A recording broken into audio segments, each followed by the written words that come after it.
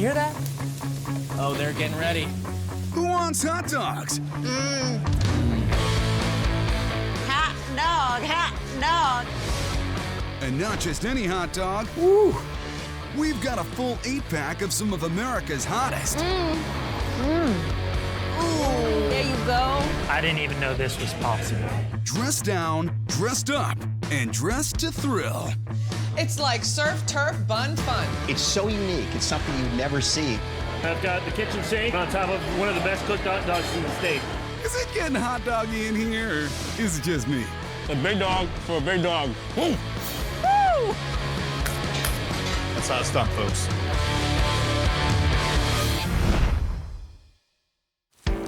Hungry Ohioans are really picking up what a new breed of restaurants is putting down in Cincinnati, especially when that fun comes on a bun.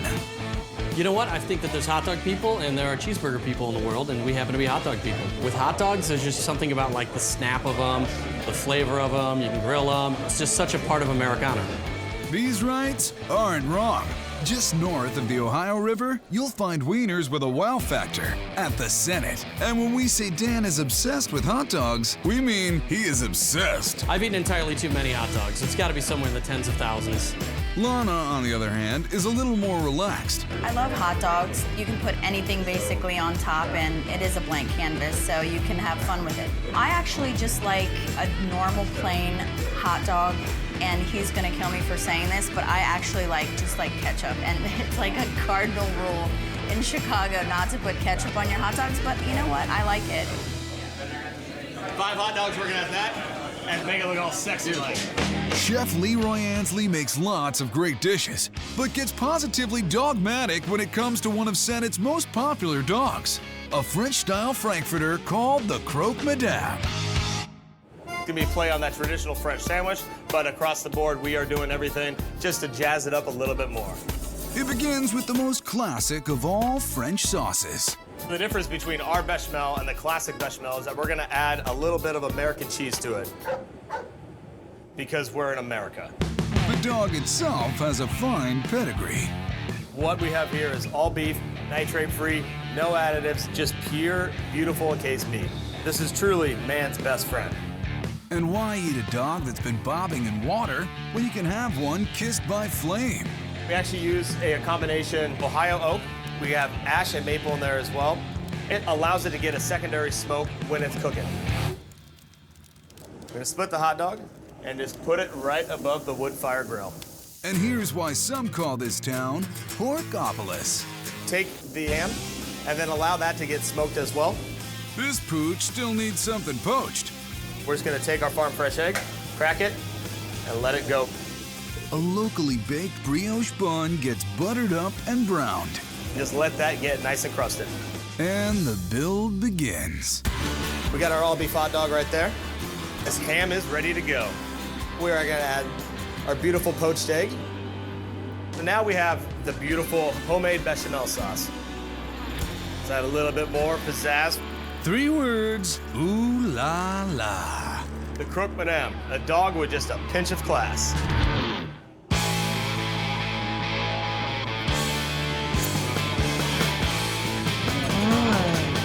Ham kicks off. You get the creaminess of the sauce coming in afterwards. Super creamy, cheesy goodness. The bun is a perfect carrier because it's so big and hearty. This is a gourmet hot dog.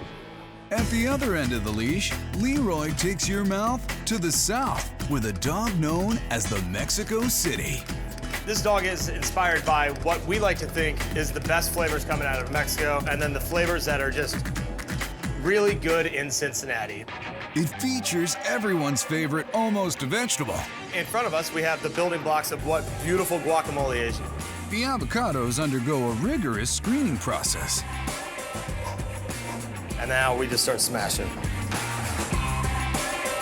That makes for a smooth, consistent texture. Then Leroy freshens things up with diced tomatoes, onions, and jalapenos. A squeeze of lime juice, and the guacamole is ready to roll. Meanwhile, back in Porkopolis, Cap with smoked bacon, Let that go right on the grill. Now we got the all beef hot dog that we're gonna set right on that open fire. Here's that toasted bun, and here comes the bacon, split and pretty, right down the middle. Chipotle crema. This is gonna be sour cream and the chipotle peppers. Here's the guac. Now we are gonna take some of our crispy corn tortillas, our queso fresca, and just layer that beautifully up top. A little Mexico City in Cincinnati. Look at this thing, it's huge. Bacon and beef, that's the best bromance ever. The spice comes out right away, and then before it gets too hot, the guacamole kind of cools it down. Taking a bite out of Mexico City right here in Cincinnati. That's how it's done, folks. From the humble hot dog cart to the Coney Island Red Hot, New York City is the leader of the hot dog pack. The big dog for a big dog. Woo! German butcher shop Schaller and Weber opened in the Upper East Side back in 1937. 80 years later, Ferdinand Schaller's grandson, Jeremy, continues the tradition of making the best of the worst. My grandfather was king of the kielbasa. We won awards for our sausages against European brands in Europe. But Jeremy didn't stop there. He teamed up with his buddy Jesse and converted a small side room into Schaller's Stube. Stube means small room in German.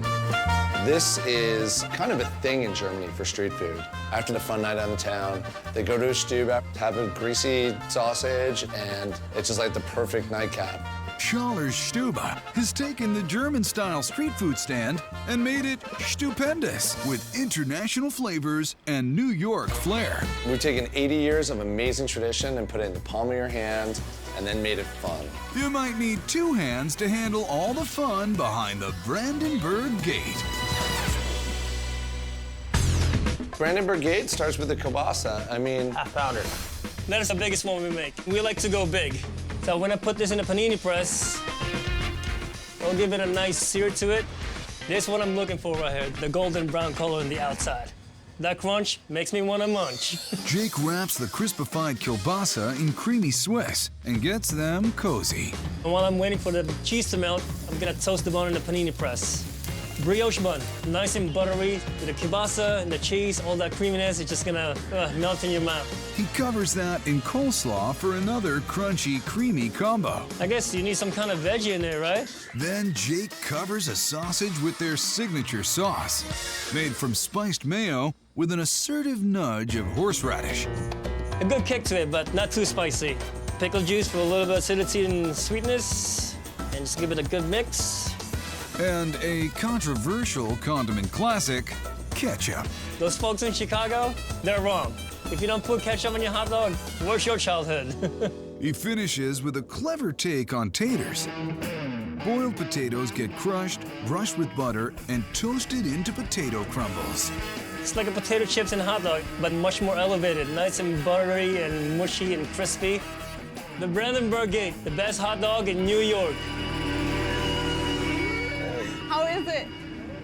Is it good? I'm good.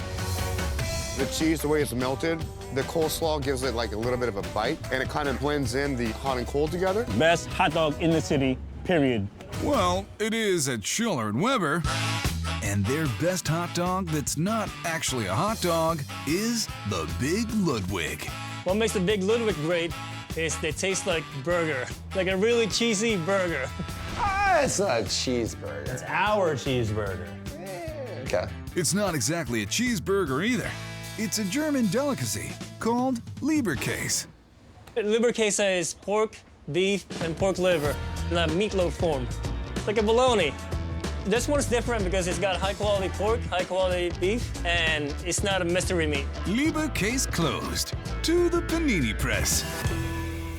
Got this good grill mark. That grill mark's nice and crispy. I'm gonna put it in the oven with American cheese. Just let it melt. American cheese on German meatloaf on a French bun. Nice and toasty, nice and buttery. Jake cuts the pork and beefcake into wedges, dresses it like a cheeseburger and like a hot dog, then tricks it out with bright red racing stripes. This is the Big Ludwig.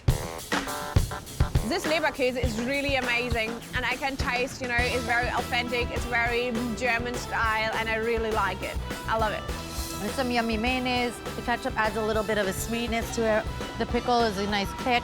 It's so good. The coleslaw is so creamy. The pickles give it a little sourness, and the onions are like little flavor crystals. All together makes a perfect hot dog, I would say. Schaller Stube might be the best little doghouse in New York. Sehr gut.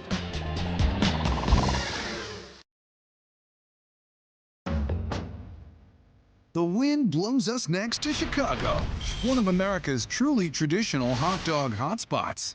I know I'm in Chicago when there's like giardiniera, there's sport peppers, there's poppy seed buns, there's everything that you love in a hot dog. Cheers! This dog has been Aaron Wolfson's best friend since he was a kid.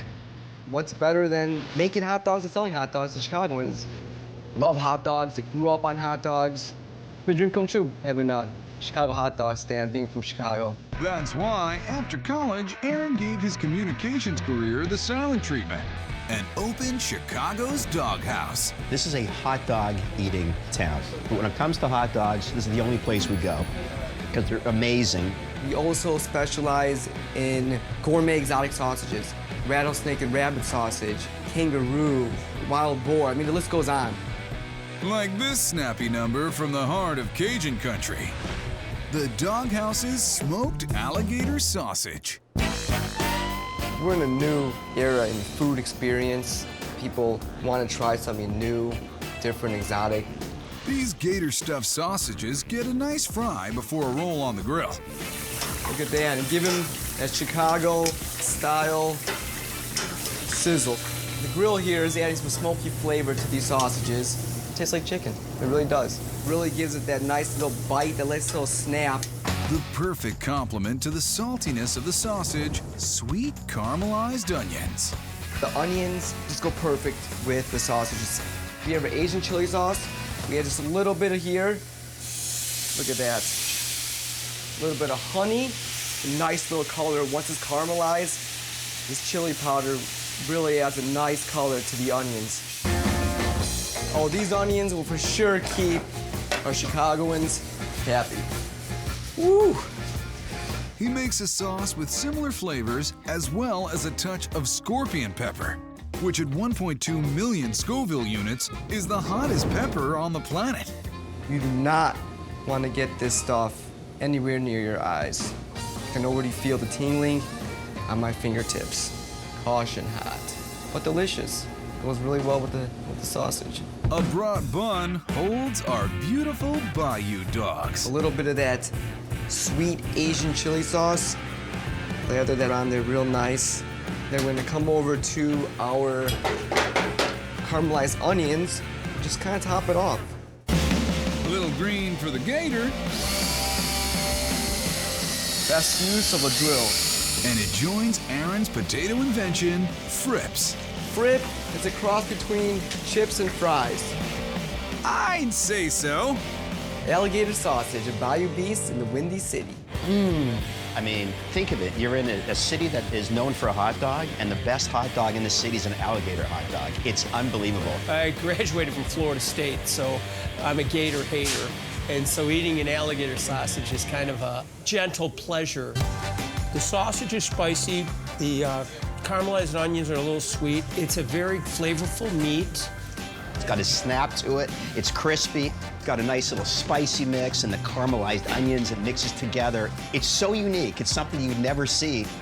This is definitely the best dog in Chicago. There's a new sheriff in town, and it's called Alligator Hot Dogs. Local football fans cheer for Aaron's tribute to the Bears, the Midway Monster. If you were wondering if there was a way to improve on the perfection of bacon, there is. What brings out the flavor of bacon even more is to deep fry it. It's kind of like that curl like you get on a pigtail, you know? For true Chicago authenticity, only one brand of dog will do. This right here is a Vienna beef, all beef hot dog. Best in the business, guys. Traditional Chicago dog, it's always boiled. But here at the Doghouse, we go that extra step and we throw it on the grill to give it that extra smoky char effect. It's how you do it Chicago style, guys. The monster is held back by a bun, shredded cheddar, and a bounty of barbecue sauce. That nice little dazzle, some of our diced up bacon. Then Aaron takes a mini drag through the garden with a pickled pop of giardiniera. Here at the doghouse, we use the extra hot giardiniera. Look at that thing of beauty right here, the colors, the aromas, the taste. It's fantastic. This monster dog is off the leash. You get the sweetness of the barbecue sauce, you get the spiciness of the giardiniera, you get a nice crunch with the bacon, a nice meatiness of it. It's fantastic. I love the texture and the combination of all the flavors, the spice, the boldness of the barbecue sauce. You can still taste the hot dog underneath. It's bacony goodness. Chicagoans are notoriously strict about their hot dogs, but the variety at Chicago's Doghouse proves that anything goes, except ketchup. You don't put ketchup on a hot dog in Chicago? You can get thrown out of a hot dog place for that. The ballpark dog may be king in Boston, but across the river in Somerville, the American standard is getting a frank European makeover at Bronwyn. It's the only joint in the entire Boston area where you can get really traditional, artisanal German food. It is almost like walking into an alpine ski chalet on the slope and having a break, you know? Prost! You have all these great things about ambiance. You have an amazing chef in the kitchen. He's been to Europe and he trained there, and so you see this in his food. That chef is Tim Weichman, who opened Bronwyn with his wife, Bronwyn. Besides the name, Tim had very specific ideas about the kind of place he wanted. I wanted to bring a restaurant to Boston that is all about homemade sausage. Tim's history with tubular meats goes back to when he was only 4 years old, cooking with his mother. The first thing I ever made was a sausage. I climbed up on a footstool and figured out how to put it into a saute pan and brown it in butter. Tim eventually learned how to make sausage from scratch and brought that knowledge to this little corner of New England. We probably case about 300 to 500 pounds per week, and at any one time, we've got 8, 9, 10 on the menu. There's nothing like a homemade sausage. One sausage that's always available is Tim's Artisan Frankfurter, the centerpiece in his scale-tipping creation, the Braun Dog. This thing is big, fun to look at, and then fun to tackle. For this chili dog, chili is job one. Tim loads up some prime beef, the usual suspects of veggies, and a hot spice power trio: paprika, cayenne, and chili powder. Super classic, super simple. Can't beat that flavor combination. Gotta have beans in Beantown, specifically black beans. After a 2-hour simmer, it's got a very specific flavor. It's Braun-tastic.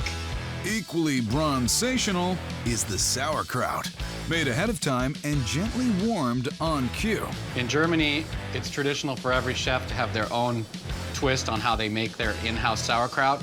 So ours is raw fermented cabbage, cooked slowly with apples, Riesling, juniper, and some butter. Super tender, super sweet, delicious.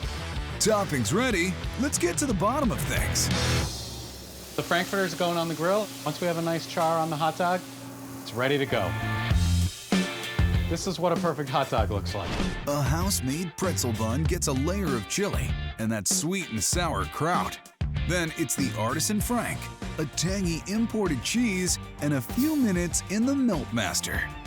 Some mustard and ketchup, and this dog's ready to bite. Here it is, our classic Braun dog. It's clear that you're dealing with the next level of Frankfurter. It's got a lot of subtle flavors and taste to it. It's nice and moist. You can tell it's handmade. It has a great casing. And he really brings that out with the grilling, so you have that nice little crack when you first bite in. It's amazing. It's the pretzel bun that really takes it to another level. A little toasted on the outside with the chili and the cheese on the inside. It's just really a phenomenal meld of flavors all together. So good. The best sauerkraut I've ever had. And when they mix the sweet of the sauerkraut with the juiciness and the sausage, the combination is absolutely perfect. You think you get a good one at the ballpark? You gotta come to Braunwyn. Trouble deciding on a favorite flavor? Put in a request for Braunwyn's Quintet, the worst platter. Every time I get it, I just kind of almost close my eyes because each one is crazy good. And totally authentic. Made in-house and linked to the old country. All of the sausages are a little bit different, and they all come from traditional places in Germany and Eastern Europe. We have a currywurst, a Blutwurst, which is a blood sausage, a Polish-style kielbasa, a Bavarian Weisswurst, and a Knackwurst, which means snappy sausage. I love the smell of sausage. All different flavors, curry, garlic, pork, can't beat it.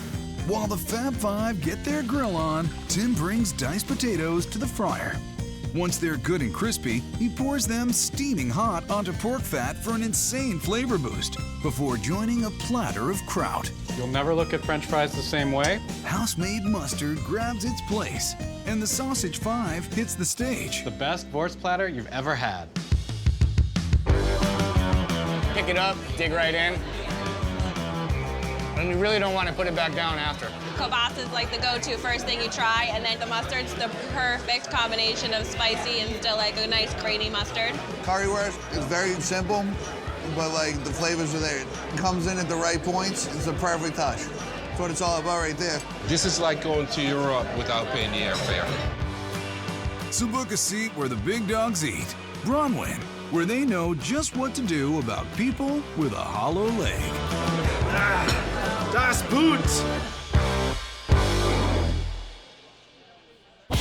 Hungry for hot dogs on the West Coast?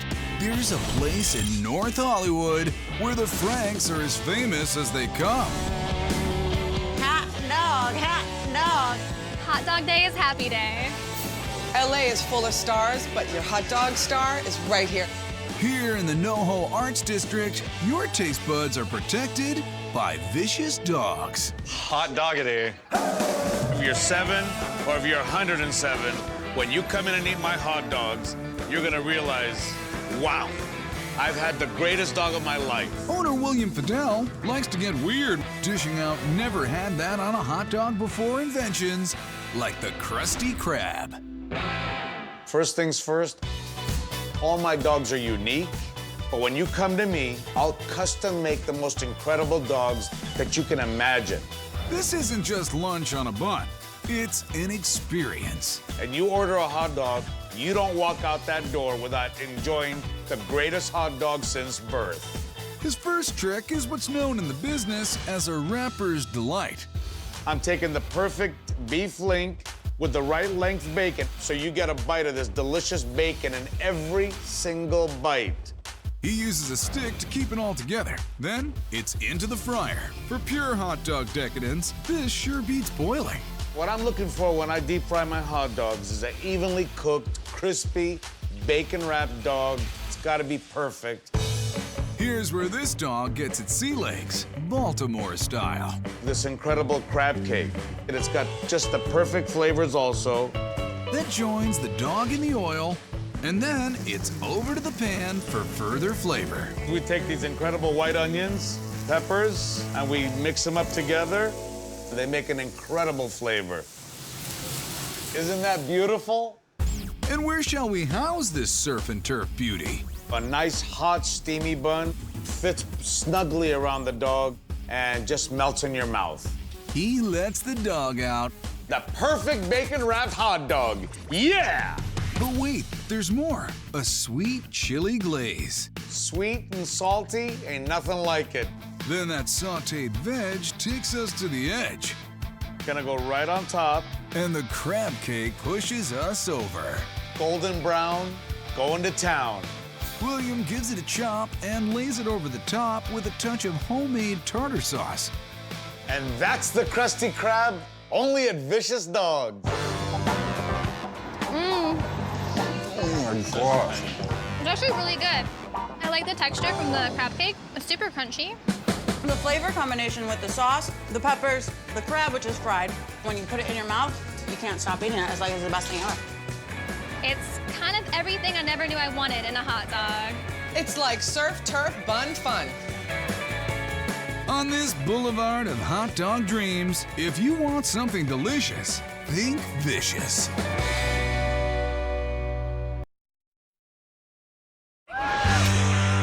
The social scene's getting hotter by the minute in Salt Lake City, where the suds are flowing and the dogs are grilling till all hours at Beer Bar. It reminds me of Hofbrauhaus in Germany. The beer list is just miles long. It's like a CVS receipt. There's just so many different kinds of beers. It is just unreal. This is a modern beer garden, and you know, beer and sausages are just something that go together. And we have many different flavors that you can't find anywhere else. Once Chef Brendan Kawakami caught sausage fever, he expanded his flavor profile from uncommon cuts to crazy concoctions. You want people to feel at home, and one of the ways I do that is to give them something that is familiar, like a cheeseburger or a pizza, and put it on a sausage. Sausages are the ultimate blank canvas. And Brendan's Sistine Chapel of Sausage is Beer Bar's bodacious Reuben Brat. It's a spin on a classic. It's flavors that everyone is familiar with in a new form. Brendan brings in the new by way of an Italian veggie salad called giardiniera. The giardiniera is the pickled vegetable topping that sort of takes the place of a traditional sauerkraut on a normal Reuben. Cauliflower is the baseline in this blend, followed by 3 kinds of sweet peppers and the bite of some onion. You gotta build flavors. You gotta build them from the ground up, and every little bit of this adds into the flavor. Carrot for crunch, and then you start with your vinaigrette. Apple cider vinegar is joined by a mix of olive and soybean oils. Then it's on to the spices. Little red pepper flake for heat, some fresh ground black pepper, little fresh mustard seed. Gives it a little bite as well as a little crunch element. Salt and oregano are the final touches before the giardiniera is left to marinate overnight. A little Italian flavor for an American classic. From Italy to France for a new design on dressing. On a standard Reuben, it typically just has Russian dressing. Boring. We kick it up a little bit. Brendan builds an atypical aioli with vinegar and pickles, garlic, Worcestershire, and Dijon. A few pulses, and in go the eggs. The eggs act as an emulsifier. It takes oil and water, which will not bond, and puts them together. Then it's plenty of oil till the aioli's finished. Almost. To finish the Russian, you add ketchup and a little bit of cayenne pepper. Just gives it that heat that balances everything out. Perfect. An artisan brat made just for Beer Bar heads to the grill, while smoked pastrami and imported Swiss head to the broiler. Some grill marks, some char. They're singing to us. You hear that? Oh, they're getting ready. The sausage diva nestles into that bed of pastrami and Swiss. Heaping helpings of giardiniera and Russian aioli make this sausage truly Reuben-esque. Beer Bar's Reuben Brat. Hands down, Salt Lake City's hottest dog. Kind of euphoric. I don't know who decided to put a Reuben on a hot dog, but the pastrami's nice and crispy, almost like bacon. I didn't even know this was possible. The pastrami in there, it gives you a different kind of a texture to that juicy dog. And those veggies taste so fresh. I don't even know what the sauce is, but all I know is I want more of it. Forget sauerkraut. This wonderful, bitter, vinegary kind of like sauce that's going on with the cauliflower and the carrots and the celery. They've rewritten the rule book for Reubens, and they've rewritten the rule book for hot dogs. The next novel addendum to this tube steak tome is Beer Bar's East Coast entry, the Philly Cheese Brat. Brendan's Philly begins as all Phillies do, with onions. The onion is a perfect foil for the richness of the hot dog and the cheese. And the smell of onions, I wish I had a candle in my house that smelled like this. He cooks the onions for 5 hours. You heard that right, until they're soft and sweet. Then Brendan brings on the brat, which in this case is a foot-long hot dog. Can you explain that? No matter what word you use, brat, dog, wurst, it's all the same. It's all meat in tube form. Best way to have it. Brendan's best meets its bun, and those 5-hour onions. When that caramelized onion hits that meat, it just sings. The aria also includes sautéed peppers, sautéed mushrooms, and silky cheese sauce. Some say with, some say without. We say with. I say, dinner is served. The Beer Bar Philly Cheese Brat. 1 foot you'll definitely want to put in your mouth.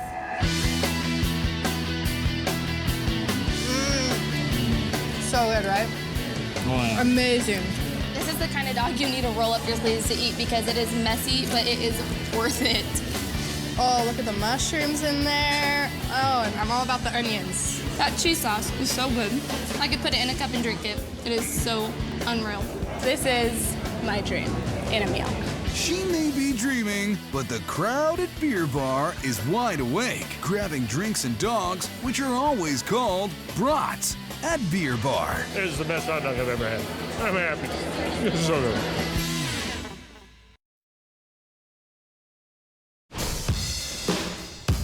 Delicious dogs are running wild in Hickory, North Carolina, where the South meets the East and where this down-home couple is putting on a feast.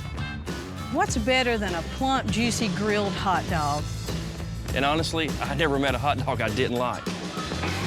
With a sensational sausage selection and their disarming charm, the Hambies have them eating out of their hands at Charlie Granger's. If we don't have the topping, Lisa can make it. Whatever your heart desires. Let's take a trip to the trail's end. It's a hot dog and our mouth-watering brisket. Thumbs up. Let's rub it down. Brown sugar, red pepper flakes, and chili powder. Lisa loosens it up further with a little bit of lip service. How have you been doing today? Have you had a good day? Any tight muscles in there that I can massage? We're just gonna cover this brisket up and we're gonna smoke this baby for 14 hours. And it's worth the wait. There's nothing better than the aroma of a smoked brisket. This is the butter of meats here in the South. Lisa's homemade barbecue sauce begins with a bowl of the sweet unknown. Here's our secret base. Not so secret ingredients include grape jelly, Worcestershire, molasses, and spices. Spin it right round, baby, and bring on the brisket. If you were to try and slice it, it just would not have that texture that people like. This is where I get all my muscles. But let's be frank. There's no secrets in this dog. You're just getting all beef, grilled to perfection. Mustard for pucker power, then she lines up a little chili to spice it up. More about that in a minute. That and the barbecue sauce blow up the flavor meter. Who doesn't like beef on beef? If you know somebody, send them to me. I'll change their mind. Coleslaw has the crunch, and pickles provide the punch. We take bread and butter pickles, we add cayenne and red pepper flakes, and you have just the best sweet and spicy pickle you can ever imagine. A bit more sauce, and meet the new trail boss. The trail ends here with this delicious dog. The hot dog is amazing. It has that nice skin where it actually pops when you eat it and it kind of bursts in your mouth. You've got North Carolina barbecue. What could be better? The best part about this hot dog is the brisket. I love that it was slow cooked and you get that really nice smokiness from it that you don't normally get from a hot dog. Well, we take a lot of pride in our slaw here in North Carolina, and this is some of the best I've ever had. This is so good. It's incredible. That brisket is perfect. There's nothing wrong with a little beef on beef.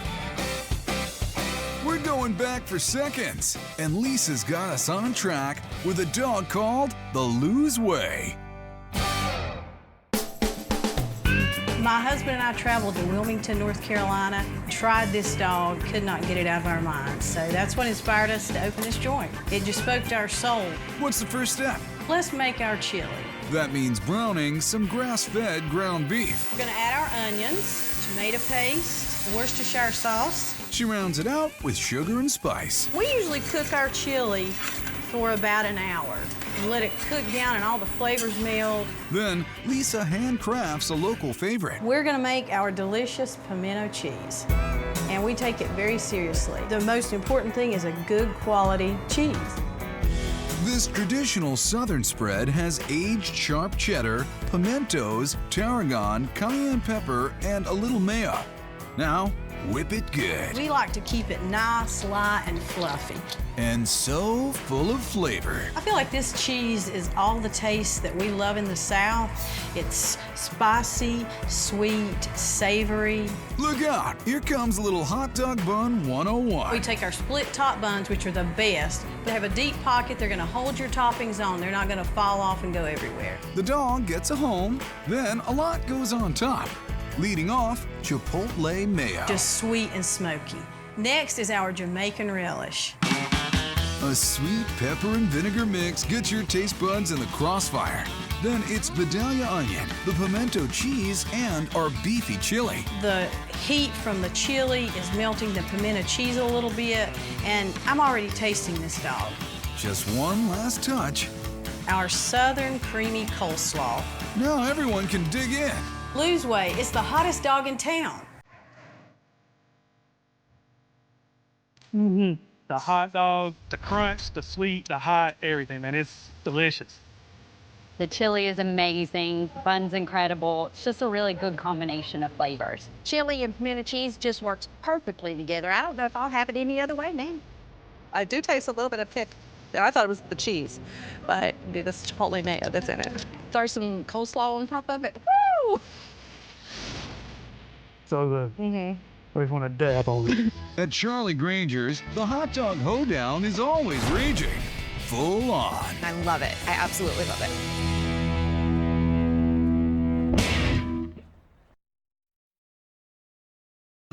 The Polish kielbasa has long been the alpha dog of Cleveland. But frankly, in the Gordon Square Arts District, some dog lovers like to get creative. Well, I consider myself something of a hot dog artist. A hot dog is a delicious canvas. It's a painting you can eat. Imaginations run wild at Happy Dog. This bar was built in the 40s, and one of the great things about it is we haven't changed much about it. It's a neighborhood bar, and it's a real community space. The retro look, the friendly vibe, and live music really get those creative hot dog juices flowing. Hot dogs are fun anyway, so the idea of just making it more fun and more creative is really true to who we are. Chef Michael Rutledge mans the dogs and countless topping options. We don't offer suggestions. The whole idea is you come in and you put what you would like, not what I think you should put on it. You can fetch something different every time you come. Or stay with classic combos, such as the Southern Picnic. The Southern Picnic. It's a classic. This potluck starts with a big pot of lucky beans. First, Michael sets the flavor stage with onions and bacon. That smell of bacon, gotta love it. Now it's time for bourbon. Then it's Happy Dog Happy Hour.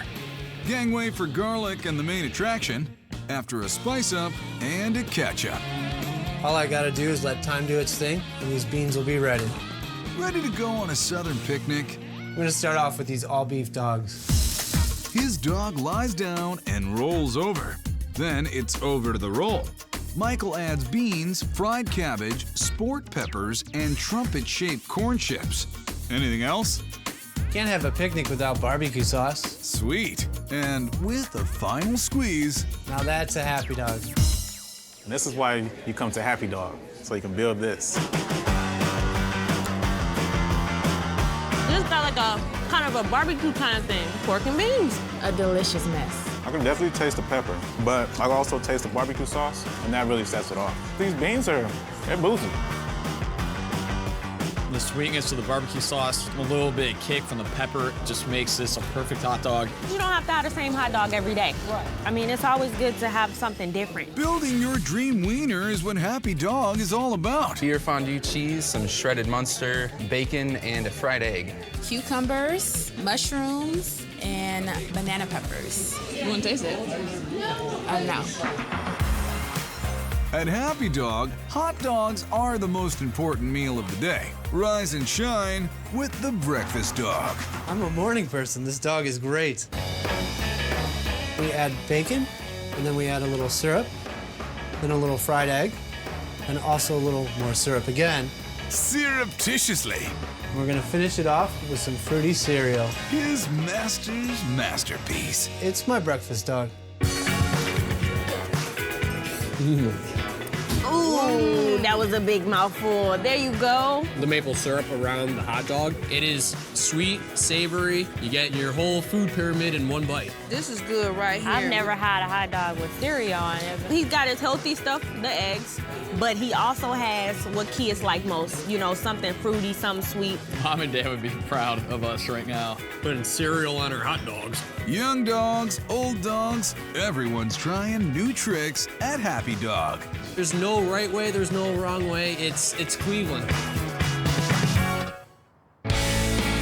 So why is hot dog a term for showing off? After seeing all these pedigree pups, it just makes sense.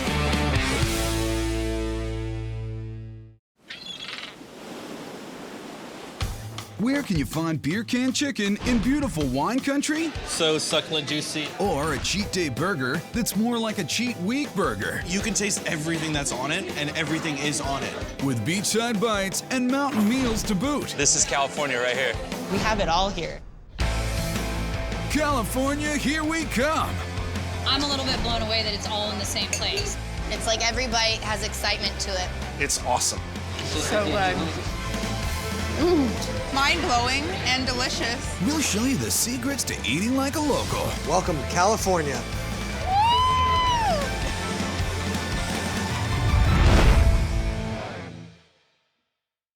Let the LA beaches and palm trees fill your days. But at night, you gotta head to West Hollywood, where after sunset, just below sunset, there's a galaxy of A-list flavors shining at the Belmont. LA is really diverse in terms of food and people, and so you get a lot of flavors that maybe you wouldn't get in other parts of the country. And you never know who you might run into. Oh my gosh, it's Jasmine Good from The Bachelor. There's a nightlife going on, you know, there's like local clubs and bars. There's always like something that you can find in LA that will work for you. Owner Dylan Leong couldn't agree more. First time I came to Los Angeles when I was 15 years old, I absolutely fell in love. That love affair has not ended. 20 years in Los Angeles, every day, I feel lucky to be here. So Dylan works very hard at making his place the place to kick it. Whether you're a longtime local or just passing through. We have a lot of fun things going on, awesome food and great drinks. Just like the neon says, meet me at the Belmont. And almost everyone meeting at the Belmont does in fact dig into their carne asada tots. LA has a tots culture. It's totally all the LA great flavors exploding on a mound of tater tots. It's American, it's Mexican, it's Californian, it's awesome. Which is why executive chef Sanji Wong goes the extra mile, smoking buckets of cheddar in-house using applewood chips and a device that looks like it might only be legal in a few states. Smoking it this way, every little bite is gonna have a hit of smoke with it. You can smell it coming out. I love it. It's like a great scotch hitting your tongue. I feel like we're in a Cheese and Chong movie. The tots hit the fryer and the meat hits the fire. We marinate it in jalapenos, cumin, cilantro, a little bit of lime juice. The flame definitely gives it a nice char, makes the skirt steaks crispy. Did someone say crispy? Here's those tots. So topping this off, we got our smoked cheddar cheese, got a little bit of pepper jack cheese, hit you in the mouth. Then Chef Wong piles on plenty of that carne asada. Load that guy up. You cover it all up, you make everyone happy. More meat, the better. Some pico de gallo, sour cream, green onions, and these tots are all tarted up. I'm probably gonna tell my trainer about this tomorrow. It's a little bit of a guilty pleasure. The texture is great because the tater tots are crunchy. Yeah. And then you got like the cheese and the steak. And all the meat, good stuff. I love kind of the smooth, gooey combo between the sour cream and the cheese. The meat is grilled, so you have that extra kind of crispiness on the outside too, and it's nice and juicy. It's like every bite has excitement to it. This is like a giant mom hug though. Like it's so comfort food. Here's another great reason to stay in town and pull up a fork, their famous crab mac and cheese. Nothing says stay at home like mac and cheese, but nobody in LA wants to stay home. So we just try to make it the home-style cuisine, but elevate it to the next level. And the city's been down since day one. It's literally like the best kept secret that's not secret at all. But the mac and cheese starts simply enough. a little oil, a little bacon, and top-shelf Dungeness crab claws. Crab claws are the tenderest. We're gonna add some tomatoes, some scallions. We're gonna saute that up all real nice. It already smells delicious. Dylan further elevates America's favorite meal with some help from the French. Bonjour, bechamel. Bechamel is a heartier cream, cheesy wonderfulness that makes it much better than just a little bit of milk. You know what else makes it better? Smoked Gouda and smoked cheddar and white cheddar and Gruyere. And okay, sure, some macaroni too. Traditional Italians will tell you no cheese with seafood, but see the little strings of the crab in there? A lot of gooey cheese and some beautiful macaroni. Dylan's crabby craftwork heads into a cast iron skillet and gets a crown of garlic panko and grated Parmesan. Places please in Broiler Central, and action. You can taste everything. And I love bacon, so I can't stop. I'm just digging for the bacon. Very hot and sexy, right? My snobby Seattle seafood palate likes it. To come to LA and get a good smoky seafood mac and cheese, I'm a little bit blown away that it's all in the same place. It's crab mac and cheese, but it's not like overly crabby. Like I could make out with somebody after this. Like I don't know if it's gonna be that bad. Why don't you two try it out and let us know? It's true. I'll keep eating. Yeah. Between the food, the drinks, and a crowd that's like family, there's just no reason to go anywhere else. They might as well build me a room. When you land in San Francisco, it's tempting to head straight for the sourdough bread. But the city's also quickly becoming a don't-miss pizza destination. California pizza is phenomenal. It's just straight up, flat, thin crust. New York, Chicago, they got it all wrong. They get it all right at the Pink Onion. It's that first crunch and that first time that olive oil hits around my mustache, you ain't gonna beat it. Boyhood friends Francesca Lococo and Matt Chorich built an authentic Sicilian-style pizzeria that also fits their casual Cali lifestyle. We did something we love, right? We said we like pizzas, check. We like sports, check. We like beer, check. Good food gets lost in pretentiousness sometimes. And that's not who we are, and that's not what we want to be. But casual gets kicked to the curb when it comes to one thing, their pizza dough. Francesco's father brought the recipe over from Sicily, and it remains a closely guarded secret, even among partners. I've known him my whole life, and he's still not allowed in the dough-making facility, right? So. That secret dough is the foundation for a Sicilian specialty rarely seen in the States, schicciata. This is scacciata. I don't know if it's really a pizza or a sandwich or like a pizza wearing a hat, but whatever it is, I dig it. I think a schicciata pizza is one of those things that you're never gonna have unless you actually take a flight and go to Europe. Matt begins working the dough and lets us in on just a few of the house secrets. This dough, we use a little bit of a different yeast. It allows us to have it rise a little slower, develop a little more flavor. We want the crust to crisp up on the outside and really be soft and pillowy on the inside. If you don't stretch it perfectly right, it won't rise correctly. If it doesn't rise correctly, it's not a schicciata anymore. Another trick? Skip the traditional pizza oven for one of the hot air convection variety. And after a few minutes, we get something called the Sicilian pillow. Ideally, what you want is you want it to blow up like a balloon, and it looks like we achieved that. That balloon releases its hot air, and in comes the cheese, and lots of it. We're gonna use quite a bit of ricotta on this pepper. It's almost like a ricotta sandwich. Next, a layer of shredded mozzarella. The ricotta cheese doesn't caramelize the same way mozzarella does, and it gives it also like another level of creaminess. The blend of the two really bring out each other's flavors. Once those cheeses have melted to a satisfying goo, Matt adds a layer of imported prosciutto. The saltiness of the prosciutto and the creaminess of the cheese, we didn't make this up. This is something that's been around for 1,000 years. We're just doing the best interpretation of it we can. Matt balances the saltiness and creaminess with some bitter greens. Traditional Sicilian cooking calls for a lot of arugula, and arugula is something that goes great with the prosciutto and the fresh ricotta cheese. This is gonna be one of the best pizzas you've never tried. I am so ready to take a chance. Pink onion schicciata. No matter how you say it, it's delicious. It's a perfect combination of a sandwich and a pizza. The flakiness is almost consistency of a croissant, which is mind-blowing and delicious. You get the great crust twice, and then the sweet little factor of prosciutto. It's just umami in your mouth. Can't go wrong. The flavor that really stands out is the beautiful ricotta cheese with the arugula. It gives it a peppery flavor, but you definitely taste the light, lemony flavor of the ricotta cheese. The ricotta, it seriously just melts like butter.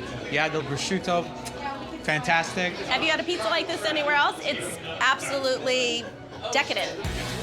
But you don't have to fly all the way to Sicily anymore. Just hang tight in Cali and ask the folks at Pink Onion for that sandwichy pizza thing. They'll know what you mean. I've never had pizza like this in my life, but I'm definitely coming back. If you ever need me, I'll be here.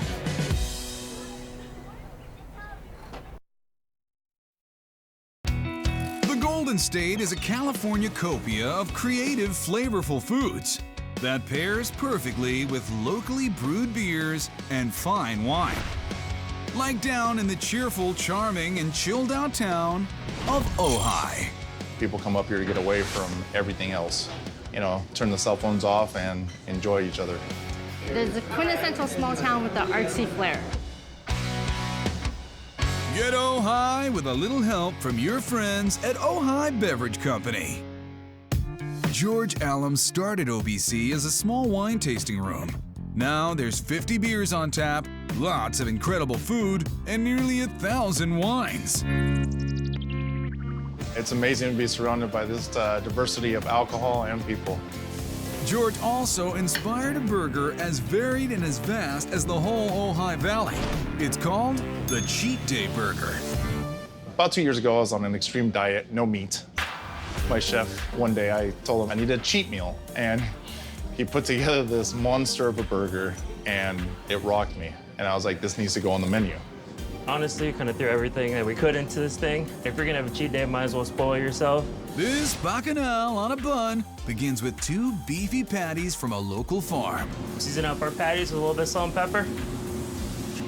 Why settle for regular cheese when there's cheese bathed in beer? Chimay is a brewery from Belgium with a beer rind cheese. Such a rustic and delicious taste to it. When you melt the cheese, the flavors come through more. It really opens up the cheese. Bernie butters up a brioche bun for toasting. It really stands up nice, and it really soaks up the flavors of the burger. Those flavors are coming in hot in the form of ghost pepper aioli. He mixes mayo and sriracha, then gloves up for the ghost busting. We just take the stems off and we leave the seeds inside. Gives a little bit more of a kick. Now for the fun part.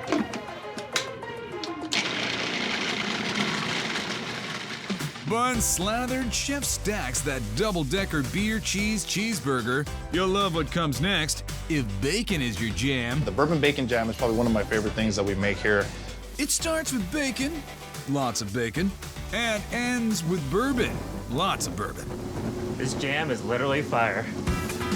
On top of the bacon, more bacon. If you're gonna cheat, cheat big with deep-fried lobster.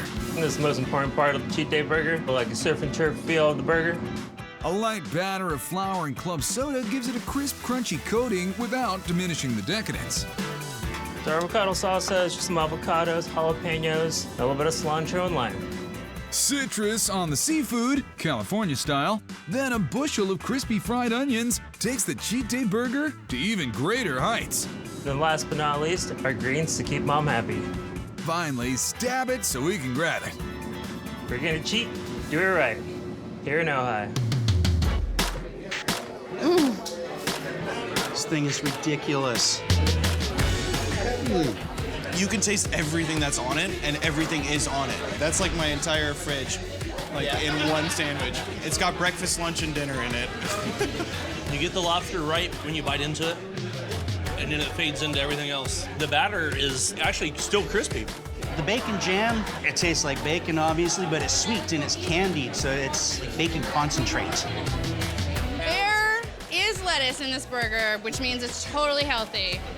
If you're on any kind of a diet at all, this is going to blow it out of the water. That burger's off the charts for anybody normal. They make their own rules at the Ojai Beverage Company. Here you can have your wine and eat it too, with the Throwing It Back Cab Burger. I was barbecuing for my family, and I did a red wine reduction. And I was like, you know what, this burger's pretty good. And Bernie took it and just made it 10 times better. It's always fun cooking with wine. We're gonna use a Cabernet Sauvignon, just a little bit. Fresh rosemary and thyme. Hey, wait a minute. Cabernet Sauvignon? We add our rosemary and thyme to it. While that gets sauced, Chef grills a patty infused with those same earthy herbs. When it begins to caramelize, on goes the provolone. Give it a nice subtle flavor, not enough to overpower the rosemary or the wine in it. Pesto aioli on the bun, and then presto, the patty's done. Red wine on white cheese with a salad on top. And here you have it, throwing it back cab burger. So good. This is a classy burger. The explosion of the wine and then the subtle taste of the cheese right after, that was amazing, because I love wine and cheese. The burger is like a fine wine. A sophisticated burger, how about that? A lady's burger. Fantastic and delicate and hits all the right notes and curves like a lady. Whether it's for the natural beauty, the unnatural burgers, or the beautiful beverages, when you come to Ojai, you never want to leave. We definitely get spoiled up here.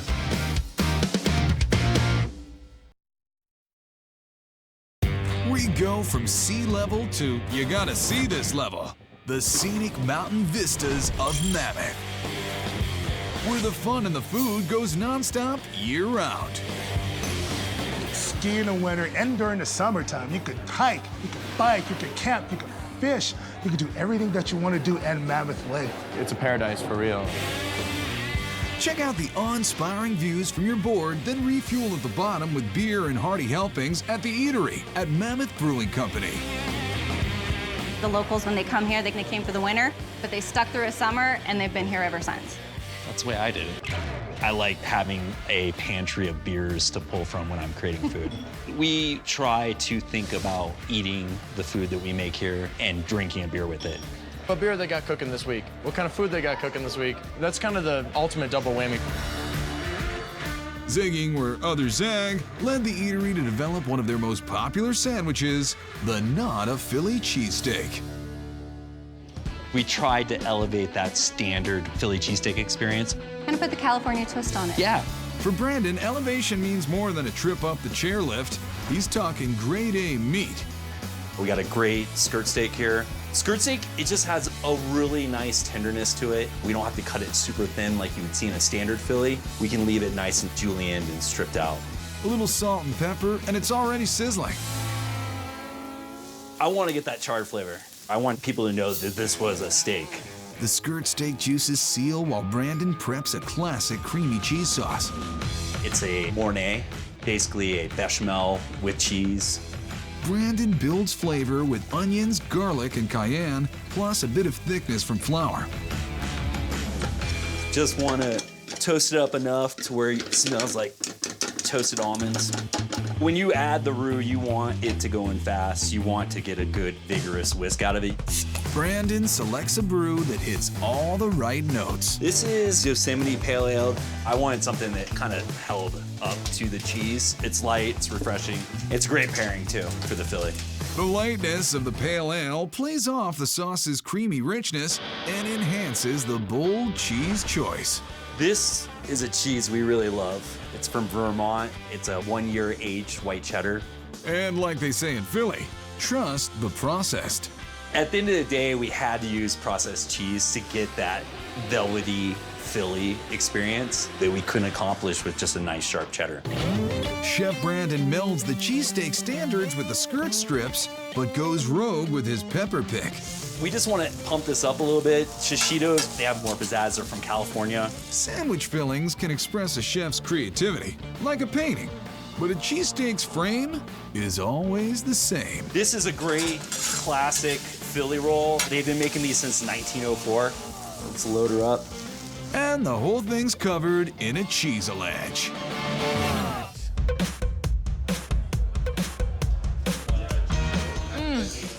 Oh, yeah. I need just like 1 minute with this sandwich. You're getting your spices, meat, cheese, all in one single delicious, scrumptious-yumptiousness bite. Hands down, this is my favorite Philly cheesesteak. The meat quality is insane. That cheese sauce is phenomenal. It's almost kind of like you're eating nachos, but it's in a sandwich, which is the best thing together.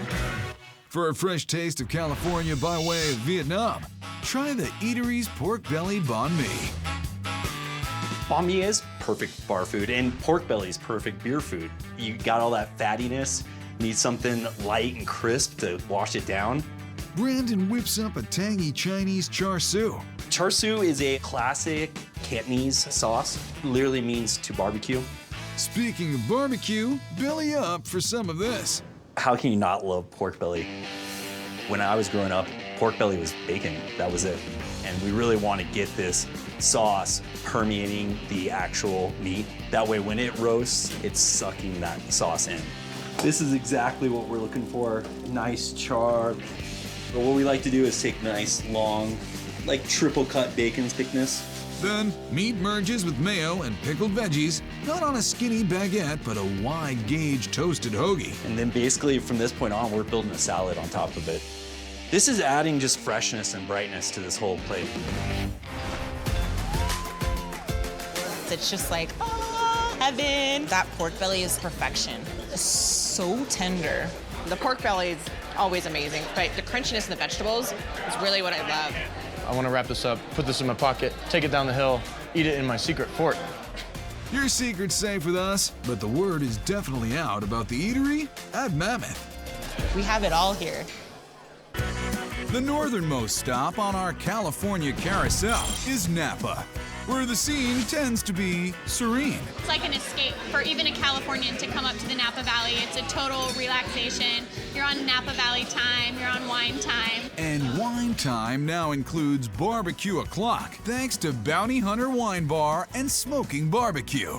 Most people don't think of pairing barbecue and wine. The smokiness and the spiciness and the sweetness of barbecue absolutely go with some great Zins or a Riesling or Chardonnay.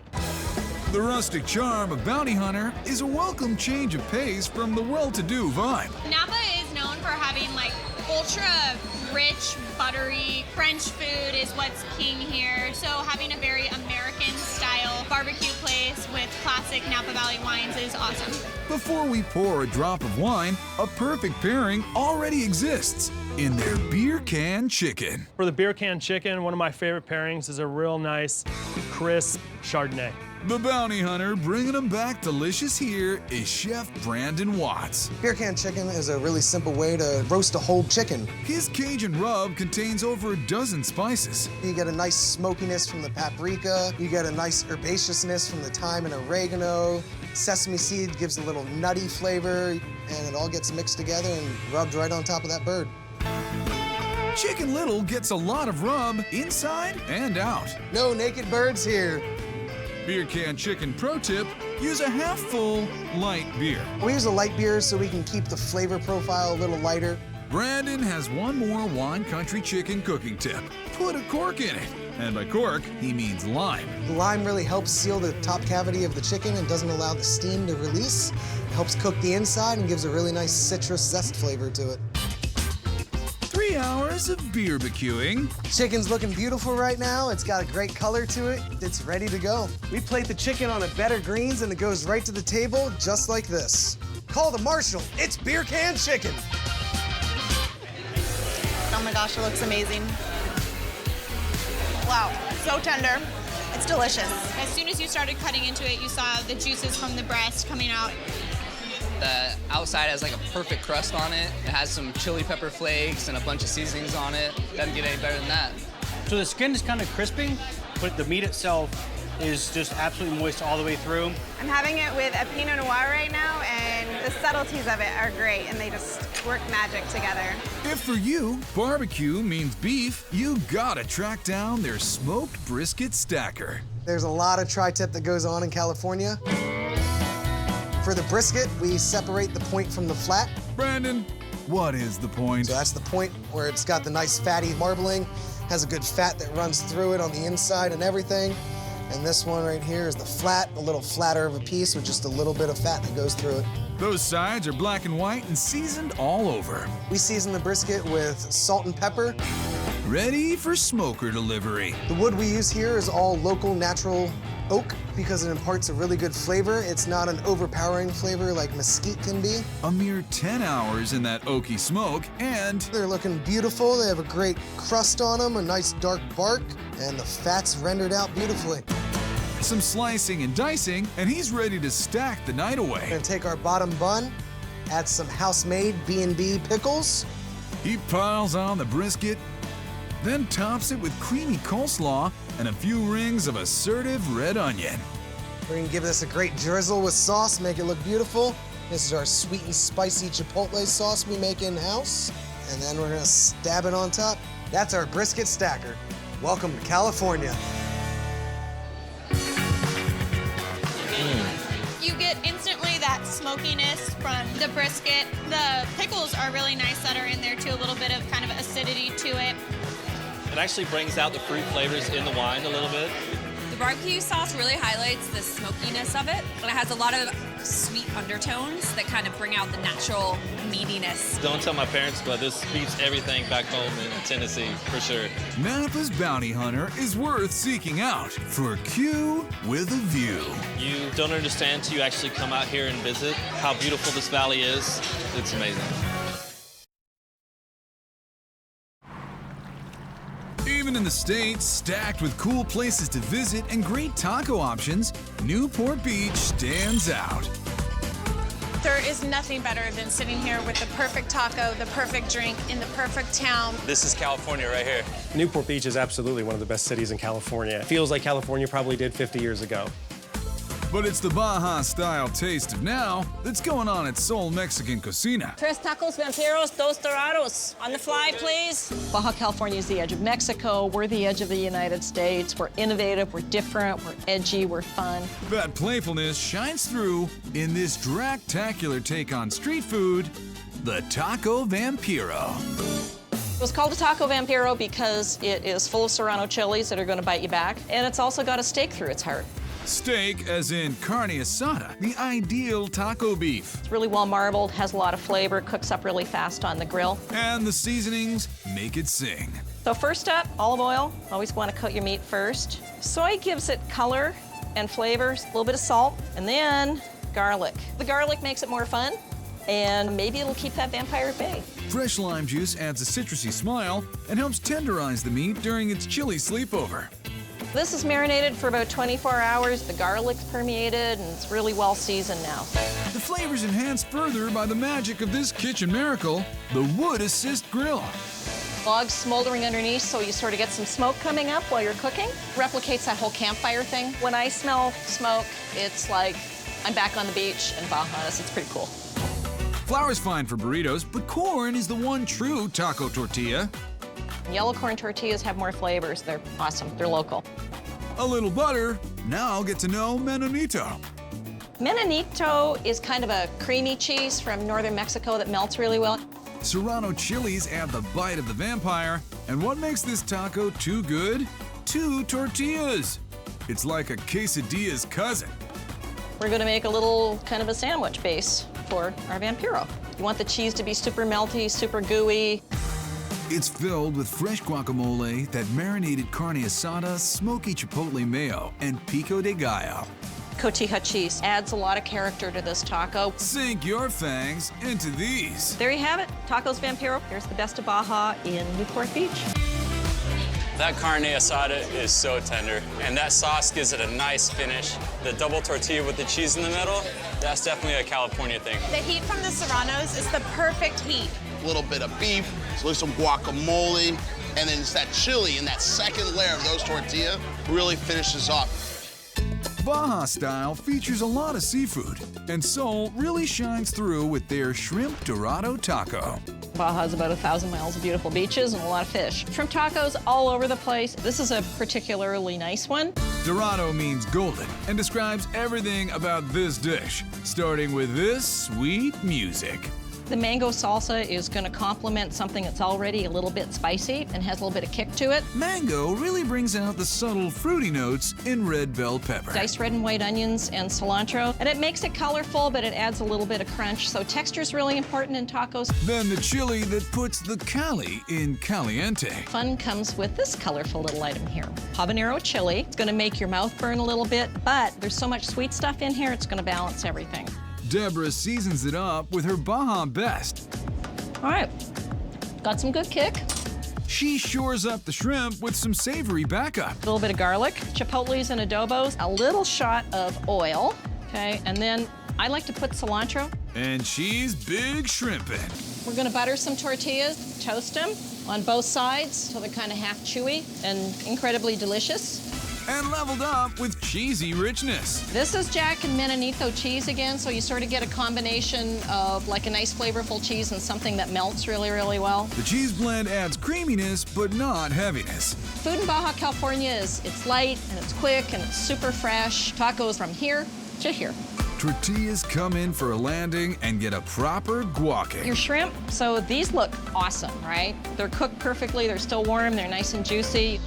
Some chipotle mayo zing, and final touch, we got this beautiful mango salsa that we made that's biting through a taco and getting all the different flavors from the top to the bottom as you eat it. That is what this taco is all about. I must be California dreaming. These are shrimp tacos, Dorado, and this is Baja Beautiful. So crispy and delicious. The shrimp and the mango, I love the savory and sweet. The shrimp is really, really plump and sweet. This is Baja cuisine in not a nutshell, but a taco shell. And Soul Mexican Cocina is the toast of the coast. Mi taco es tu taco.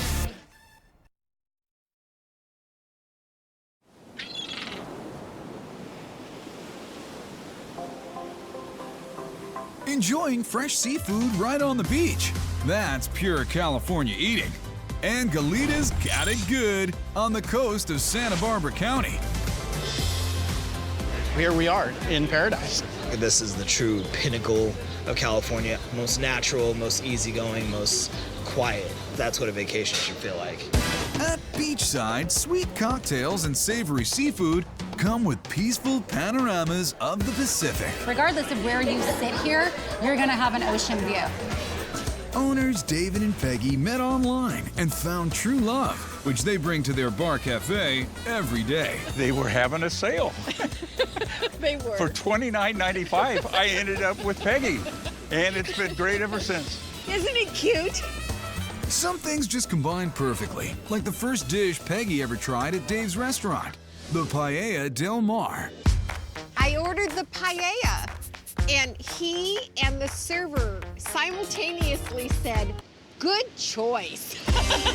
Seafood on the beach. Paella on the window. It's like a love potion. Chef Carlos is Beachside's official love potion mixologist. We're right on the ocean, and we have all this seafood in the dish, and people just love it. He readies the rice using olive oil and butter, onion and garlic, and lots of clam broth. There it goes. And now for the star ingredient. The saffron. Good amount of saffron. With that saffron, it's not paella. Could I get some of that? No, it's just too expensive. It's about $100 an ounce.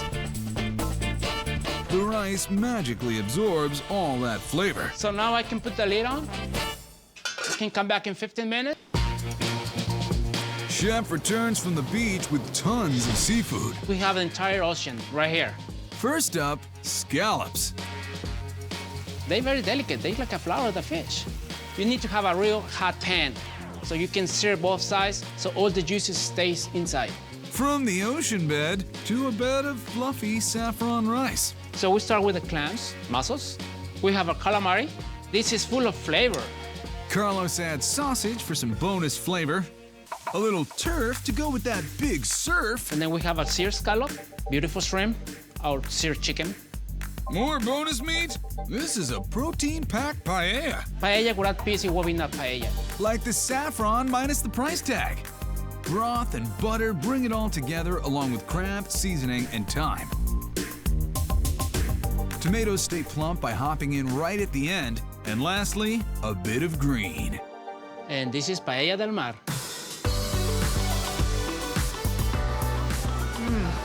I love this. It's fresh, it's flavorful, and it's beautiful. The scallops are just so buttery. They melt in your mouth. You definitely taste different things in every bite, but the consistent flavor is the saffron, and it's amazing. And it adds a lot of flavor to the rice. It's kind of like being at an amusement park in one plate. Look at this, the color, the taste. You can't get this where I live. Love is in the air at Beachside Bar Cafe. It's so good you can taste it.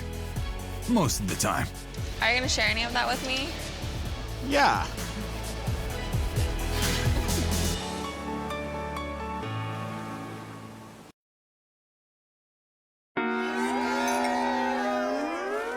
Sometimes a simple weekend getaway in California can feel like you're in a Polynesian paradise. San Diego has the perfect weather and the mystique of tiki. Tiki is all about escapism. Everything is fired up and nothing else matters.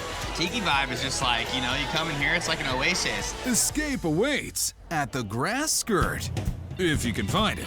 We wanted to create a space where people could come through an entrance and be a little bit transformed, like physically and mentally. So when they walked in, they were like, oh, my cares are gone. Give me a Mai Tai. Let's hang out. Let's have fun. Knowing that there's a secret entrance just adds to the fun. This is Tiki. This is Tiki at its finest. Yes. Relax. Let your senses ignite and your buns get steamed with Grass Skirt's Bao Buns.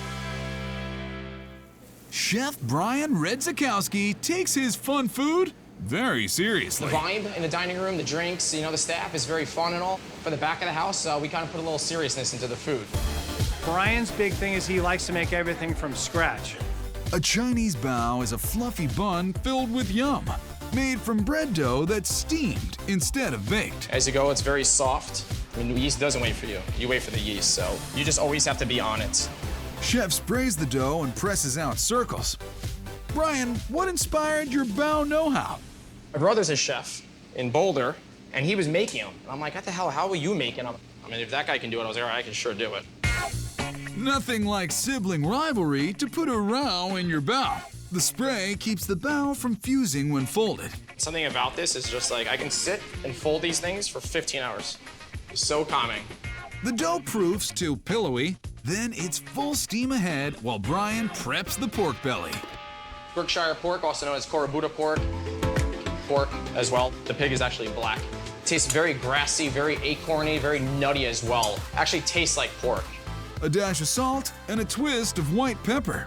We take the skin off of this one, but you still have that fat, and you can see the layers. Porky fat is the best fat. That premium pork gets vacuum sealed, then basks in a sous vide spa treatment. Meanwhile, back at the buns. Oh, perfect. So you can see these guys, nice and fluffy and white. It's like kind of like air. It's absolutely nothing at all. This will make a killer bao. Brian gets us in touch with our feelings. When you come to Grass Skirt and you order the bao, you'll get one of each, the pork belly, the short rib, and the Thai sausage. The sous vide pork belly gets heated with a savory soy mixture, then spread with spicy sauces, nutty crunch, and some bright veggies. Put it right in there. It's like a little taco. And we top it with a little bit of cilantro. And that is the pork belly bao. Thai sausage gets curry mustard and Thai basil. Very minty as well and like sharp. So it'll cut right through all that fat. Korean short ribs get coleslaw, barbecue sauce, and scallions. And then, good things come in threes. Bao buns from the Grass Skirt. I want to show off my buns, and these are beautiful buns. The bao buns look like little pillows from heaven. It's got a little tang to it, and the pork belly, it's tender, it's delicious. And the bun, it's like biting into a heavenly cloud. It's incredible. It's really fresh. You can tell it's fresh. Like they just made this. Oh, it's so good, isn't it? Hold on real quick, I'll check you in a second. After the bao comes the encore. Korean fried chicken. I love fried chicken. Kind of had to do a little twist to it. But still, staying to the roots of a classic fried chicken. Like everyone loves fried chicken. The twist is a mix of rice flour, tapioca starch, and a seasoning blend worthy of paradise. The chicken gets a dusting on both sides, then a dipping in some buttermilk. Then it takes another powder and has a soak in hot soybean oil. While that fries, Brian preps an American favorite, Korean style. It's traditional buffalo sauce. We just do a little twist on it. Along with the traditional vinegar and ketchup, Chef adds gochujang to the mix. It's a Korean, actually, pepper, so brings a little bit of heat to it, a little bit of sweetness, smokiness as well. Then comes tons of butter. It's nice and creamy. They go really well with that spicy chicken. Cue it up. Grass skirts, Korean fried chicken. Taste buds are in Korea. Your feet are on vacation, California. Oh my gosh, it's so good. It is like an explosion of juice and flavor at the same time. Look how flaky this is. It's coming right off the bone. That is beautiful. Oh. The buffalo sauce is just smoky, but sweet, but kind of light. Really delicious. It's very flavorful to go with a very flavorful drink, so they complement each other really, really well. Cheers. The grass skirt is a tasty tiki adventure that leaves you totally fulfilled. You walk out full, here and here. Nice work, California. For freshness, variety, and flavor, the West is one of the best.